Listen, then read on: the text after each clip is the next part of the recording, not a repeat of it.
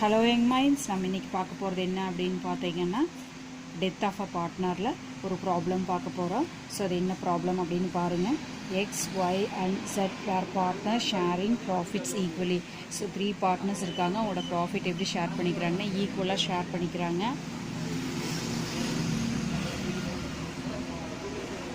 Z died on 31st 3/2016.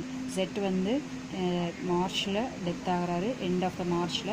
The balance sheet of the firm as at 31st 12/2015 was as under. So balance sheet வந்து 12th கொடுக்குறாங்க. So December வரைக்கும் balance sheet இருக்குது. அவர் எப்போ death ஆகிறார் அப்படின்னு பார்த்தீங்கன்னா March. So January, February, March. So 3 மாதத்துக்கு அவரோட ப்ராஃபிட் கால்குலேஷன் பண்ணணும். ஓகேங்களா, குட்வில்லு கால்குலேட் பண்ணணும். ஸோ கொடுத்துருக்க இன்ஃபர்மேஷன் பாருங்கள். Capital 90,000, 75,000, 63,000. Reserve fund 18,000. Investment fluctuation fund 6,300. Creditors 46,800. Goodwill, building, investment, debtors less provision, stock, cash. So in the on the date of death it was found that debtor were all good. So debtors என்ன பண்ணியிருக்காங்கன்னா 54,000 இருக்குது. So in case provisions ஏதாவது doubtful டெப்ட் create ஆக அப்படிங்கிற பர்பஸ்க்காக ஒரு 5,400 provisions create பண்ணி வச்சுருக்காங்க. நான் இங்கே வந்து ஆஸ் பர் அனாலிசிஸ் பண்ணி பார்க்குறப்ப டெட்டார்ஸ் எல்லாமே குட் அப்படின்னு சொல்லிட்டாங்க. 54,000 வந்துடும். ஸோ ப்ரொவிஷன்ஸ் நம்மளுக்கு 0 ஆயிடும். ஸோ அப்போ வந்து ப்ரொவிஷன் 0 ஆகும்போது நம்மளுக்கு என்ன ஆகுங்க, லைபிலிட்டி 0 ஆகும்போது உங்களுக்கு எந்த சைடில் வரும் அப்படின்னு பார்த்தீங்கன்னா அசட் சைட் வரும். ஸோ நெக்ஸ்ட்டு பார்த்தீங்க அப்படின்னா investment were valued at rupees 22,500 and were taken over by X at that values. So investment வந்து 22,500 இருக்குது. ஓகேங்களா. ஸோ இதில் பார்த்தீங்க அப்படின்னா 24,000 இருக்குது. ஸோ நம்மளுக்கு ரெண்டையும் கம்பேர் பண்ணி பார்க்கும்போது வேல்யூ என்ன ஆயிருக்குதுங்க, டெப்ரிசியேட் ஆகிருக்குது. ஸோ அசட்டோட வேல்யூ நம்மளுக்கு டெப்ரிசியேட் ஆகும்போது ரியலைசேஷன் அக்கௌண்ட்டில் என்ன பண்ணுவோம் அப்படின்னா டெபிட் சைடில் அது டிஸ்பிளே ஆகும். ஸோ நெக்ஸ்ட்டு பார்த்திங்க அப்படின்னா stock valued at rupees 75,000. So ஸ்டாக்கோட வேல்யூ பாருங்கள் 84,000 இருக்குது, இங்கே 75,000. எகெயின் என்ன இருக்குதுங்க, அசட்டோட வேல்யூ நம்மளுக்கு டெப்ரிசியேட் ஆகுது. டெப்ரிசியேட் ஆச்சு அப்படின்னா அது டெபிட் சைடு வரும். ஓகேங்களா. Building were valued at rupees 1,71,000. நம்மளோட புக்கில் என்ன இருக்குங்க, 90,000 இருக்குது புக் வேல்யூ. ஸோ இங்கே வேல்யூ நம்மளுக்கு அப்ரிசியேட் ஆகி அசட்டோட வேல்யூ அப்ரிசியேட் ஆகும்போது எந்த சைடில் ரியலைசேஷனில் போடுவோம் அப்படின்னா கிரெடிட் சைடில் போடுவோம். ஸோ நெக்ஸ்ட்டு பார்த்திங்க அப்படின்னா liability for workman compensation for 9,000 was to be provided for. So இது வரைக்கும் நம்மளுக்கு பார்த்தீங்கன்னா ஒர்க்மேன் காம்பன்சேஷன் அப்படிங்க எதுவுமே க்ரியேட் ஆகலை. இப்போ புதுசாக லைபிலிட்டி க்ரியேட் ஆகுது. ஸோ புதுசாக லைபிலிட்டி க்ரியேட் ஆகும்போது எங்கே வரும் அப்படின்னா, ஸோ ஃபார் எக்ஸாம்பிள் வந்து அசட் அப்ரிசியேட் ஆகும்போது கிரெடிட் சைடில் வருது. இப்போ லைபிலிட்டி அப்ரிசியேட் ஆகும்போது 0லேருந்து நம்மளுக்கு என்ன இருக்குது 9,000 ஆயிருக்குது, அப்ரிசியேட் ஆகிடுது. அப்போ ஆட்டோமேட்டிக்காக எந்த சைடில் வருங்க, டெபிட் சைடு வரும். So goodwill was to be valued at rupees 1 year purchase of average profit of last 5 years. Average last 5 இயர்ஸோட ப்ராஃபிட் ஆவரேஜ் பண்ணி அதில் 1 இயருக்கு எடுத்தோம்னா அதுதான் குட்வில் அப்படின்னு சொல்கிறாங்க. அதை 3 பேர்த்தில் இவரோட பர்சன்டேஜ் பிரித்து கொடுக்கணும். Next Z share of profit up to the date of the death was rupees to be calculated on the basis of the last year per profit. Last இயரோட ப்ராஃபிட்டை மட்டும் எடுத்துக்க சொல்கிறாங்க. ஸோ ப்ராஃபிட் வந்து 11 34,500 கொடுத்துருக்காங்க. 12 வந்து 37,500 கொடுத்துருக்காங்க. 13 வந்து 24,000 கொடுத்துருக்காங்க. 14 வந்து 30,000 கொடுத்துருக்காங்க. 15 வந்து 36,000 கொடுத்துருக்காங்க. Prepare revaluation account, capital account and balance sheet of the remaining partners அப்படின்னு சொல்லியிருக்காங்க. ஸோ ரீவேல்யூவேஷனும் கேபிட்டல் அக்கௌண்ட்டுக்கு போகணும். அதுக்கு முன்னாடி நம்ம என்ன பண்ணிக்கலாம் அப்படின்னா ப்ராஃபிட்டையும் குட்வில்லையும் கால்குலேட் பண்ணிக்கலாம். இந்த 2 ஏரியாவையும் நம்ம கால்குலேட் பண்ணிக்கலாம். ஸோ ஃபஸ்ட்டு ப்ராஃபிட் பார்த்துக்கலாம். Z share of profit to up to the date of death was to be calculated on the basis of the last year profit. Last year என்னங்க, ஸோ எப்போ 16th தான் last year. ஓகேங்களா. So 16th last year அப்படிங்கும்போது நம்மளுக்கு பார்த்தீங்க 15 தான் last year, நம்ம 16ல் death ஆகிறாரு. So 15 last year. ஸோ அப்போ நம்மளுக்கு பார்த்தீங்க அப்படின்னா 15ல் அவளுக்கு ப்ராஃபிட் எவ்வளோ வருதுங்க, 36,000 வருது. ஸோ 36,000. ஸோ இங்கே பார்த்தீங்க அப்படின்னா நான் ஒர்க் அவுட் பண்ணி வச்சுருக்க பாருங்கள். லாஸ்ட் இயரோட ப்ராஃபிட் வந்து 15 36,000 வருது. ஸோ நம்மளுக்கு தெரிய வேண்டியது எவ்வளோன்னு பார்த்தீங்க அப்படின்னா அவர் டெத் ஆகிற டேட் வந்து மார்ச்சில், profit up to the date of death வரைக்கும். ஸோ 31st மார்ச்சில் டெத் ஆகிறாரு. So 3 months, January, February, March. So 3 மாதத்துக்கு கண்டுபிடிக்கணும். 36,000 into 3/12. ஸோ 9 வருது. ஸோ இது வந்து 3 பேத்துக்கான ப்ராஃபிட்டு. ஸோ ஈக்குவல் ரேஷியோ அப்படிங்கிற 1:1:1 அப்படின்னு சொல்லியிருக்கா. அப்போ Z ஷேர் ஆஃப் ப்ராஃபிட் அப்படிங்கும்போது என்ன வரும்னா 9,000 into 1/3. ஸோ இவரோட பர்சன் வந்து எவ்வளோங்கப்பா, இவருக்கு 3 monthஸில் இவருக்கு கிடைச்ச ப்ராஃபிட் வந்து 3,000 rupees. இது எங்கே கொண்டு போகணும்னா கேபிட்டல் அக்கௌண்ட்டில் ட்ரான்ஸ்ஃபர் பண்ணி காமிக்கணும். ஓகேங்களா. ஸோ அடுத்தது goodwill was to be valued at rupees 1 year purchase of average profit of last 5 yearsன்னு சொல்லியிருக்காங்க. லாஸ்ட் 5 இயர்ஸோட ப்ராஃபிட் எடுத்து அதில் 1 இயருக்கு நம்ம கண்டுபிடிக்கிறோம். அதுதான் குட்வில் அப்படின்னு சொல்லுவாங்க. ஸோ ஆவரேஜ் ப்ராஃபிட் அப்படிங்கும்போது ஆவரேஜ் பண்ணும்போது என்ன வருதுங்க, 34,500. பார்த்தீங்கன்னா ஃபஸ்ட் இயருக்கு வந்து 34,500, செகண்ட் இயருக்கு வந்து 37,500, தேர்ட் இயருக்கு வந்து 24,000, ஃபோர்த் இயருக்கு வந்து 30,000, ஃபிஃப்த் இயருக்கு வந்து 36,000. ஸோ இது எல்லாத்தையும் ஆவரேஜ் பண்ணோம் அப்படின்னா வந்து நம்பர் ஆஃப் இயர்ஸ் எவ்வளோ இயர்ஸ் எடுத்துருக்குமோ அவ்வளோ நம்பர் ஆஃப் இயர்ஸ் எடுத்துக்கணும், டிவைட் பை 5 அப்படின்ட்டு. ஸோ டோட்டலாக 1,62,000 டிவைட் பை 5 போடும்போது 32,400. ஸோ அந்த இயரில் 3 பேத்துக்கு கிடைச்ச குட்வில் வந்து 32,400.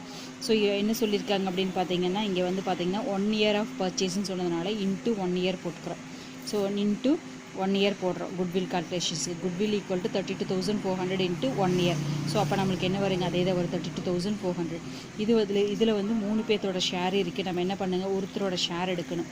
ஸோ இந்த குட்வில் வந்து 3 பேர்த்து ஒர்க்கிங்ஸில் வந்த 1:1 ரேஷியோவில். ஸோ இப்போ ஜெட்டோட ஷேர் அப்படிங்கும்போது 32,000 into 1/3 அப்படிங்கும்போது 10,800 வருது. ஸோ இது வந்து என்ன பண்ணு, எக்ஸ் அண்ட் ஒய்க்கு அவர் பிரித்து கொடுக்கணும் வெளியே போகும்போது. இதுவும் எங்கே ரிஃப்ளெக்ட் ஆகும் அப்படின்னு பார்த்தீங்கன்னா கேபிட்டல் அக்கௌண்ட்டில் தான் ரிஃப்ளெக்ட் ஆகும். ஓகேங்களா. ஸோ அதுக்கடுத்து நம்ம என்ன போகலாம் அப்படின்னு பார்த்தீங்க அப்படின்னா, ஸோ இது ரெண்டுமே கேபிட்டல் அக்கௌண்ட்டில் ரிஃப்ளெக்ட் ஆகும். இனி ரீவேல்யூவேஷன் அக்கௌண்ட் போய்க்கலாம். ஸோ ரீவேல்யூவேஷன் அக்கௌண்ட்டில் அசட்ஸ் அண்ட் லைபிலிட்டிஸில் என்னென்ன சேஞ்சஸ் பண்ணியிருக்கோமோ அந்த சேஞ்சஸ் மட்டும்தான் எடுத்துக்கணும். ஓகேங்களா. ஸோ டெட்டாஸ் வந்து நம்மளுக்கு குட் அப்படின்னு சொல்லிட்டாங்க. இதில் ப்ளஸ்ஸும் ஆகல மைனஸ் ஆகல, வேல்யூ டெப்ரிசியேட்டும் ஆகல அப்ரிசியேட்டும் ஆகல. So there is no changes அப்படிங்கிறது அப்படியே விட்டுறலாம். நெக்ஸ்ட் இன்வெஸ்ட்மெண்ட்டில் வேல்யூவில் நம்மளுக்கு சேஞ்சஸ் ஆகிருக்கு. என்ன இருக்குங்க, 22,500 ஆயிருக்கு. ஸோ இங்கே வந்து இன்வெஸ்ட்மெண்ட் 24,000. வேல்யூ நம்மளுக்கு என்ன இருக்குங்க, அசட் வந்து டெப்ரிசியேட் ஆகும்போது ரியலைசேஷனில் டெபிட் சைடு வரும். ஸோ இன்வெஸ்ட்மெண்ட் பாருங்கள், பியூர் இன்வெஸ்ட்மெண்ட் ரிலேட்டட் 24,000 வந்து 22,500 போக எவ்வளோ டிஃபரன்ஸ் வருதுன்னா 1,500. அதே மாதிரி ஸ்டாக் வேல்யூ 75,000 வந்துருக்கு நம்மளுக்கு. ஸோ இங்கே பார்த்தீங்க அப்படின்னா எவ்வளோ வருதுங்க, பார்த்தீங்கன்னா 84,000 வருது. பேலன்ஸ் ஷீட்டில் பார்த்தீங்கன்னா 84,000 வருது. ஸோ டிஃபரன்ஸ் வந்து நம்மளுக்கு வேல்யூ டெப்ரிசியேட் ஆகிடுச்சு டு 84,000 - 75 உங்களுக்கு 9,000 டிஃப்ரென்ஸ் வருது. அதே மாதிரி நெக்ஸ்ட் வந்து பார்த்திங்கன்னா பில்டிங் 1,71,000 வருது.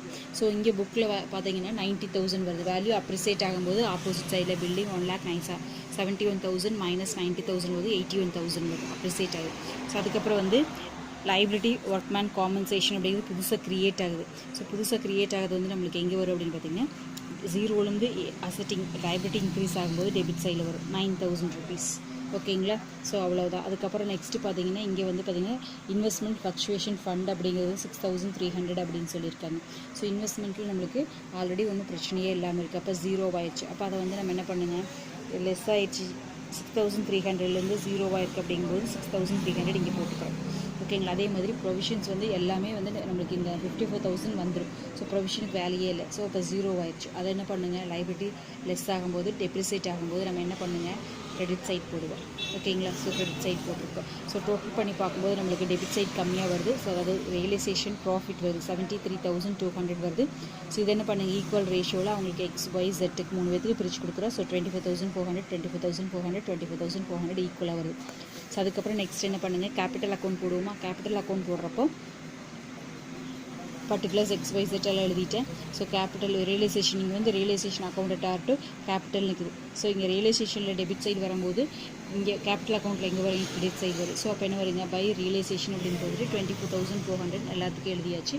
24,400 24,400 எழுதிட்டோம். ஸோ அதுக்கப்புறம் நெக்ஸ்ட் பேலன்ஸ் ஷீட்டை பாருங்கள். கேபிட்டல் எவ்வளோ இருக்குங்க, XYZக்கு 90 75 63 இருக்குது. ஸோ இதை நம்ம என்ன பண்ணுங்கள், எப்போவும் லைபிலிட்டியோட ஓப்பனிங் வந்து கிரெடிட் சைடு வரும். ஓகேங்களா. ஸோ அப்போ பை பேலன்ஸ் அப்படின்னு போட்டு 90,000 75,000 63,000 போட்டேன். ஓகேங்க. அதுக்கப்புறம் நெக்ஸ்ட் என்ன இருக்குங்க, பேலன்ஸ் ஷீட்டில் ரிசர்வ் ஃபண்ட் 18,000 இருக்குது. ஈக்குவல் ரேஷியோ அப்படின்னு சொன்னதுனால ரிசர்வ் ஃபண்ட் என்ன பண்ணுங்கள், ஈக்குவலாக அவங்களுக்கு பிரித்து கொடுத்தா 6,000 6,000 அவ்வளோதான்.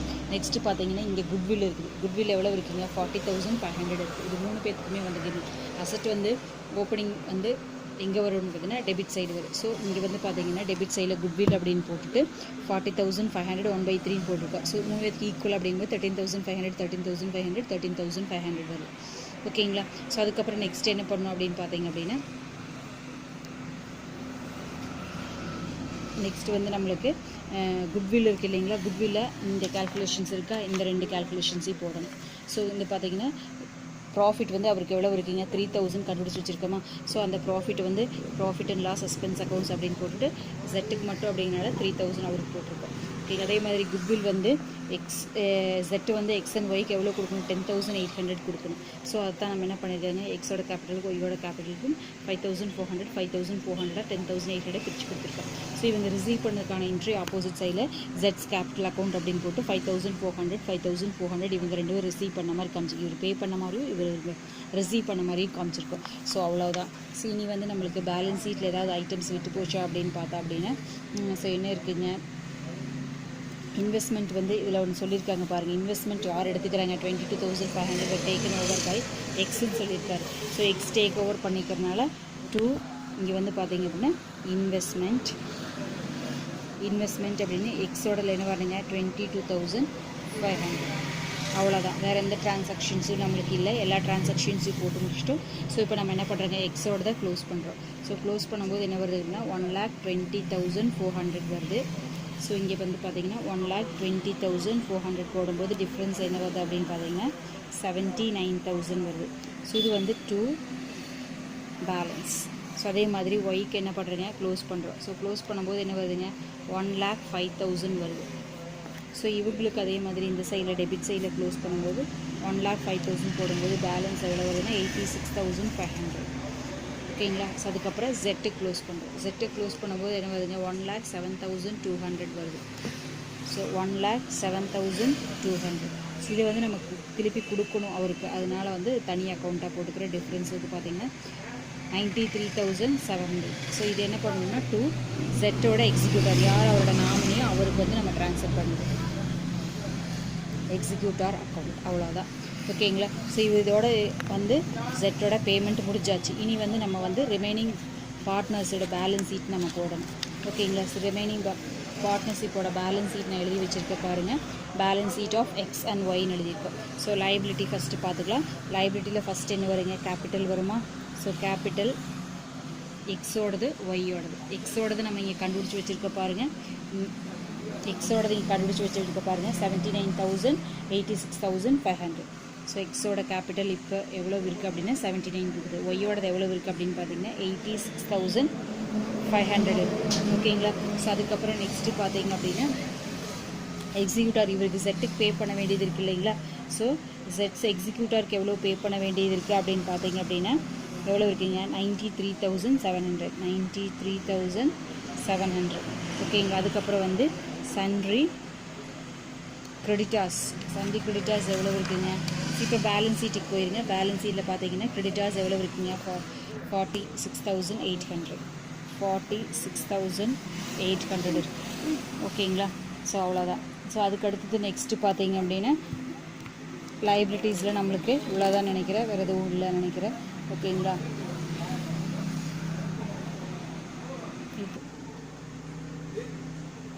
ஸோ நெக்ஸ்ட் அடுத்தது வந்து ஒரு லைபிலிட்டி க்ரியேட் ஆகிருப்பாருங்க. லைபிலிட்டி ஃபார் ஒர்க்மேன் காம்பன்சேஷன் எவ்வளோ இருக்குங்க 9,000 இருக்கா. ஸோ அது போடணும். ஓகேங்களா. Workmen's compensation fund. ஸோ புதுசாக வந்து இப்போ 9,000 நம்மளுக்கு க்ரியேட் ஆகிருக்கு. அவ்வளோதான். ஸோ இப்போ அசட் சைடில் பார்த்தீங்க அப்படின்னா என்ன இருக்குது அப்படின்னு பார்த்தீங்க அப்படின்னா ஃபஸ்ட்டு வந்து நம்மளுக்கு குட்வில் எழுதிட்டோம். ஓகேவா. நெக்ஸ்ட் பாருங்கள் அசட் இங்கே பாருங்கள் பில்டிங் இருக்கா. ஸோ பில்டிங் நம்மளுக்கு என்ன இருக்குது எவ்வளோ இருக்குதுன்னு பாருங்கள். பில்டிங் வந்து 90,000 இருக்குது. ஸோ பில்டிங் வந்து நம்மளுக்கு இப்போ எவ்வளோ ரைஸ் ஆகிருக்கு அப்படின்னு பாருங்கள். வேல்யூ வந்து பில்டிங்கோட வேல்யூ நம்மளுக்கு 1,71,000 ஆயிருக்கு. இப்போ ப்ரெசன்ட் பொசிஷனில் பில்டிங்கோட வேல்யூ நம்மளுக்கு 1,71,000.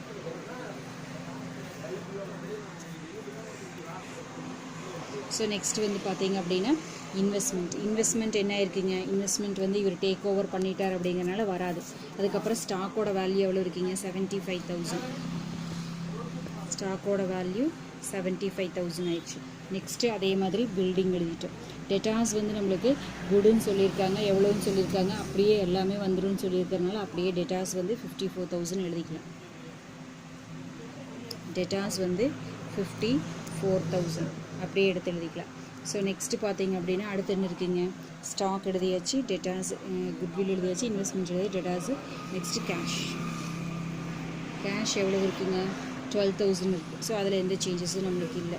ஸோ 12,000 ஓகேங்களா. Next profit and loss account அப்படிங்கிறதுல எவ்வளோ இருக்குது அப்படின்னு பார்த்தீங்கன்னா 3,000 அவருக்கு பே பண்ணணும் இல்லைங்க, அந்த 3,000 ஓகேங்களா. ஸோ வேறு எதுவும் இல்லைன்னு நினைக்கிறேன். ஸோ இதை டோட்டல் பண்ணிங்க அப்படின்னா உங்களுக்கு பார்த்தீங்க அப்படின்னா என்ன அமௌண்ட் வரும் அப்படின்னு பார்த்தீங்கன்னா 3,15,000 வரும். 3,15,000. ஸோ ரெண்டு சைட்லேயும் நம்மளுக்கு டேலி ஆகுது, அவ்வளோதான். ஓகேங்களா. ஸோ புரிஞ்சுக்குன்னு நினைக்கிறேன். புரிஞ்சுதுன்னா உங்களோட ஃப்ரெண்ட்ஸுக்கு ஷேர் பண்ணி சப்ஸ்கிரைப் பண்ணிக்கோங்க. தேங்க்யூ ஃபார் வாட்சிங். Have a happy day.